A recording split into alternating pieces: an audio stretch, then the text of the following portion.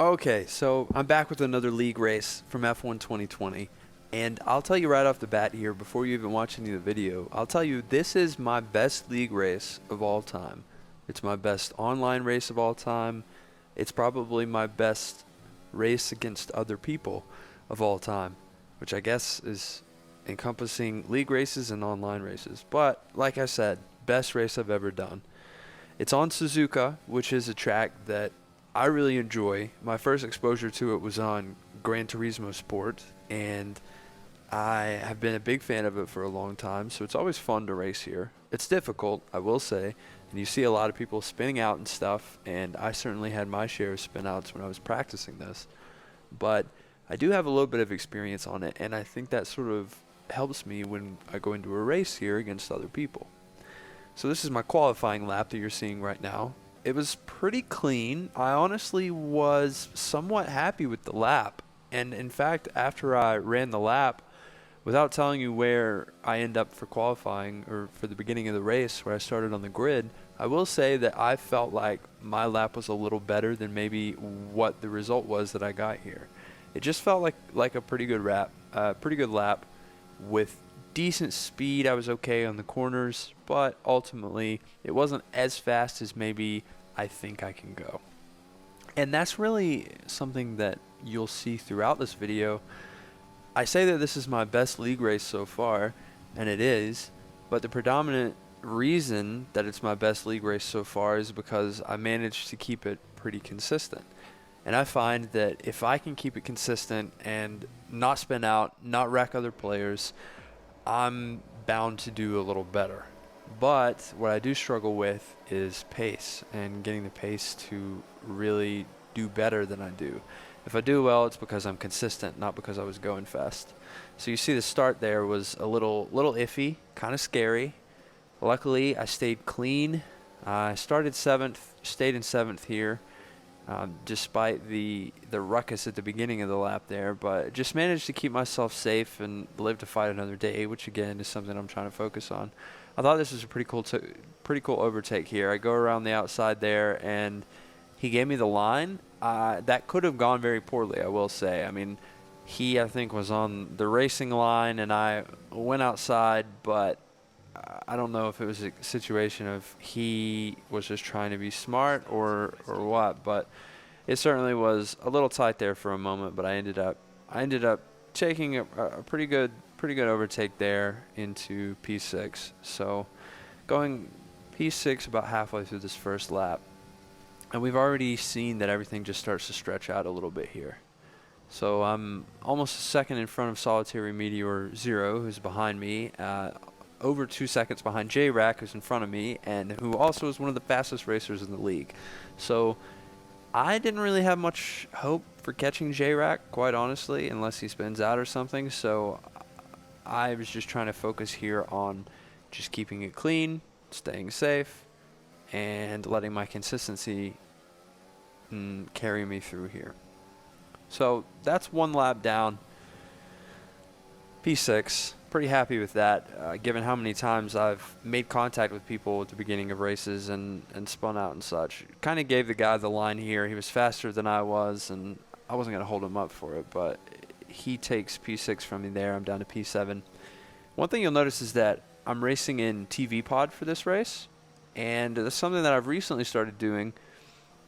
And initially I was gonna go all in and take off all assists and go manual transmission and race from the cockpit. But then I started trying some of that stuff, and I'm not a huge fan of the cockpit view. Historically I've been a chase guy, but I started on TV Pod in F1 2020 and really liked it. Ended up going to chase, but I think I'm switching back to TV Pod full time now. I really like this view. I've never been a big fan of the nose view of a car. I find it difficult to sort of feel the back of the car, and not even just the back of the car. I find it difficult to feel any of the car. It almost feels like I'm disconnected, and I think TV Pod is a really nice balance. Cockpit, I feel like it's too obstructed. I know it's realistic, but too obstructed by the halo and the tires and everything. But TV Pod, I feel like, is a really nice mix where I feel like I have a good perspective from which to feel the whole car. but also it's more, it feels connected to the car in a way that Chase View doesn't. So I didn't mention it, but I did pass a guy at one point here who had spun out or something. And you see that a few times throughout this race, just really me keeping it clean. And this is the cleanest race I've ever raced, I will say. There was one time on the first lap when I probably was a little aggressive with my braking and got bumped from the back. I'm not sure who it was. It might have been Solitary Meteor. But somebody bumped me from the back, and that, I think, is the only time that I made contact with any other driver in this race, as far as I know. I don't want to jinx myself, but as far as I know, that's the only time I made contact with anyone else in this race. So for me, that's a pretty big deal, and also not just making contact with anyone. I didn't spin out. There weren't any times when I hit a curb and spun it, or there were maybe a couple corners where I could have taken them better and didn't take them very well, and it took some pace off, but it was a clean race, and that's what I'm most proud of, because what I've been trying to focus on is keep it clean, first of all, and then let's build the pace from there. So I feel like I'm keeping it pretty clean these days. Now I just need to build the pace, and that's kind of what I'm working on now.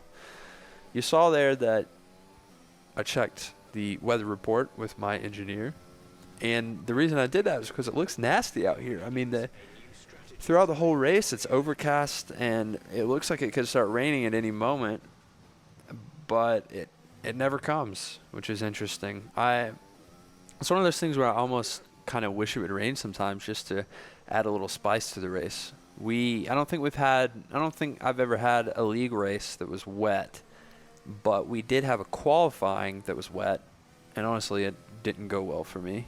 So I don't know why I'm sitting here wishing that it would rain, but it certainly adds a little bit of intrigue for everybody, because you get to see how people race on a wet track versus a dry track, which is always different and interesting, and I think fun. I think it's a nice little change of pace. So I also got a pop-up about changing my strategy here, and I did. I think we were initially planning on pitting lap 6, and the suggested change was to go to lap 8 for my pit, which I did. I don't know that it really made a huge difference in the grand scheme of things here at the race, but I felt pretty good on the soft tires. I started on softs, and I felt pretty good on them going into lap 4, and I actually felt fine on them up until I pit. So, in retrospect, maybe it would have been smarter to go ahead and pit on lap 6 and then put on the mediums, and I theoretically maybe might have been able to hold some grip there at the end of the race, but also with the way the race works out, I don't know that it would have made a huge difference. So I think it's one of those things that certainly it's good to get the strategy right, because that sort of thing could help me in different races, but here I don't know that it made a massive difference. But I did start on the softs, go to the mediums after lap 8 on the changed strategy here. So the makeup of the race at this point is I'm P5. We're on the 5th lap. I'm 3.5-ish seconds behind Solitary Meteor. He's a faster driver than I am.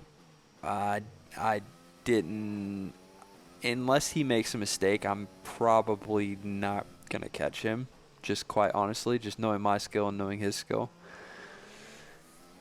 So that really, of course I was trying to catch him, but I didn't have much hope that was going to happen. Behind me I've got Chris KYU62, who is a very fast racer. I've noticed he is incredibly fast, but also somewhat inconsistent. I've seen him spin out a few times, so there's no question in my mind here. We're on the 5th lap. He's 9.5 seconds back. It would not take. It's possible for him to catch me with that. He did. It looks like he just dropped a little bit of time. I think maybe he spun out or something. But 9.5 seconds over, 8 laps is certainly not undoable for a racer as fast as he is. And that's another thing. Just thinking about the people I'm racing with. It's always I've done almost a season with these guys, and I have a pretty good idea of what everybody's skills are and what everybody's areas where they could be better are. Oh, there. So you see Fonzie off the track. I actually saw the clip after the race of him. It looked like he caught one tire on the curb and spun out, and it was incredible. He literally just tapped the barrier. Just tapped the barrier with his nose. And in the video, you see one of his tires pop off after he just taps the barrier. It was the most ridiculous DNF I've ever seen. So I felt really bad for him there. It was nice to take his spot. I appreciated going from P5 to P4 on that, but you really feel for the guy when you just tap a barrier and you're out of the race. It's a tough crowd, you know. And you know, typically that's not a problem. You spin out and you right the ship and you get on the track. But man, I don't know if he made the F1 video gaming gods mad or something, but he didn't have any luck there. So I'm P4 going into lap 7. It's almost time for my pit stop, and this is actually, so this is kind of cool. So you see two guys pit there. I go to P2, and that's abnormal for me. I think I maybe had one other race where everybody else had pitted and I ended up P2 because of that, but it certainly doesn't happen every race. It's not a common thing. So that was kind of cool, and I'm well aware that it's because everybody else is pitted, but still, it's exciting for a solid midfielder like me to be up on the podium at any point in the race, whether I think it's going to last or not. And I'm well aware this is not going to last, but it certainly was pretty cool to experience, to kind of lead the pack for a minute here. But you know, this is, as I talk through this race and watch the race again, I'm proud of what I did, but it's kind of interesting from a video perspective, from a content creation perspective on how do you build a video around a race like this, because you haven't seen the whole race yet. I have the whole race on here, but it's a little tougher, I would say, almost, because you can't, it's almost like the whole race is important. Okay, so I was having a conversation with a friend about how do you make videos about racing, and I think there are certain kinds of videos that are easy and make a lot of sense. Okay, so you're reviewing something, or you are showing something specific. Maybe I'm saying how to hot lap Suzuka in F1 2020, and I take you through the track and tell you where to brake and what gear you need to be in and all that sort of thing. By the way, look at this, P1. First time I've ever been in P1 in a league race. And I know it's because all the fast guys have pitted, and J-Rack looks like he's about to catch me anyway, and I'm about to pit and lose the spot. But nonetheless, I was absolutely pretty happy with it. Although it looks like J-Rack had an incident there, because he was firmly in first and then it disappears, or firmly in second and then it disappears from him. But anyway, you know, you can have something specific that you're showing in the video. But when it comes to showing a race, you sort of, the question is, do I show a truncated version with highlights, or do I show the full race, basically? And I think that in a lot of my previous races, it maybe made sense for me to just show highlights, because frankly the quality of racing that I was doing was not that great.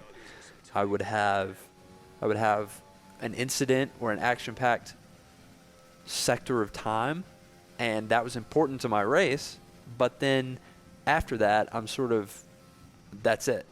You know, I maybe at the start get into a little racing incident with somebody and lose a couple spaces, and then it's sort of just 4 laps of me just trying to stay alive, and that it's difficult to make a video around that. I mean, if you're a racing fan, you can appreciate the race as a whole, and that's sort of more what this is. You know, there's nothing crazy exciting in this race outside of maybe the overtake that I had on the first lap. That was pretty exhilarating when I was doing it.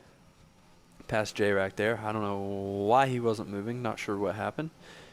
But you really, it's just look at the body of work is kind of more the case. So it's nice to be in a position, though, where I put a race on film that I can do that with, because historically all the other races that I've had, and I think I've only uploaded one other one to this channel at this point, but all the other races I've had have been more, honestly, I don't want to show you all of it because there were some embarrassing wrecks and incidents and things of that nature. So it may be, not only was it not that enjoyable to the viewer, it also was sort of embarrassing to me. And don't get me wrong, I know I'm not the best racer in the world. I'm far from it. I use a bunch of assists. Don't have much experience. I only really got into real racing games over the past year or so. So I'm far from an expert at this, but definitely proud of this race, I will say. So P5 going into the 10th lap here. And you saw me come out of the pits. I P1 going into the pits, and what was it, P6 coming out of the pits, and passed by a guy who essentially undercut me, I guess. Passed by Angelic Hunter, I think it was, passed me right outside the pit stretch. So again, this was always expected. I always knew that I come out of the pits, I'm going to be much lower than the P1 that I went into the pits as, because frankly, I don't have the pace here, guys, and you'll see it on the final leaderboard, but it's actually pretty incredible. Okay, so we started this race with 11 people, I think, and the leaderboard, of course, shows the best lap for each person and the total time for each person, and of course placing and grid, starting position, whatever. But I had the second slowest fast lap of all the racers here. Second slowest fast lap. And you can probably see from the title here, I end up at P4, but it's crazy to me that I finished 4 out of 11 but had the second slowest fast lap. And to me, that's really, it says two things. First of all, you need to get faster. You absolutely need to get faster if you want to compete with these guys. But second of all, you were pretty consistent, because my best time is in the 132 something. Most of the other ones are 129, 130. But I managed to probably keep every lap in the 132 to 135-ish range, 134 or 135 range. Again, because I didn't spin out at any point. I didn't do anything stupid. I raced clean, and I've had other races where my fast lap was more in line with some of the other guys in the race, but I didn't get a good result. And the reason was because I didn't have any consistency whatsoever. And I really think that it's sort of just come with time. I have been putting in more laps on the wheel. I just got a wheel earlier in the season, and I think I mentioned it in the last video, but my first race with the wheel was about an hour after it had been delivered by the UPS man, and it was brutal. It was absolutely brutal. I think I got lapped twice in a 12-lap race or something like that. It was ugly. It was very ugly. But I've been putting a lot of laps in on the wheel, in career mode, in ranked, in league, in time trials, and it has paid dividends. I'm just a lot more comfortable on the track now. My smoothing looks smoother. It looks cleaner. I'm having more fun because I'm not as bad as I was. So, it's just a lot of positives, I think, and hopefully it only gets better as I continue to race more. I'm going into lap 12 here. My mind state here, 5th place, my mind state is really, okay, let's be smart. Don't do anything stupid. All you have to do is keep up your current pace. I'm 10 seconds in front of Chris KYU, and he's also got a 3-second penalty, which is only going to help me. I'm a full 22 seconds in front of J-Rack, and J-Rack is the fastest guy in the league, pretty much, but he also only has 2 laps to make up 22 seconds, so I'm not too worried about that at this point. I'm 7.5 seconds behind Angelic Hunter. I pretty much have no hope of catching him. He's gotten fast lap in 1 or 2 of the races that we've had this season, and this is the 9th race, I think, or 8th race. And He held the fast lap in this race at Suzuka until about 15 or 20 seconds ago, or I guess it was about a minute ago in video time when J-Rack took the fastest lap. So I pretty much know that I have no hope whatsoever of catching any of the guys in front of me. I know as long as I race clean, none of the guys behind me will catch me. But at this point, I'm looking at P5, which would be my best result, and so I'm fine with that. You know, I'm not Max Verstappen. I'm not competing for the wins here. Put me more as like a I don't know, maybe one of the Williams guys. If I can manage to pull out a podium or fourth or fifth or sixth, then I think that's a huge win for me. So that's kind of what makes a race like this satisfying. But hopefully as we race through this league and F121 comes out in about a month, hopefully I can get some better results. It would be nice to put a win on the page. I've never won a ranked match. I've never won a league race. Won plenty of my team races, but also you can change the AI levels in that, so it's slightly less impressive. But you may be wondering at this point, he's got P4 in the title. He's only P5 right now. What gives? How do you figure?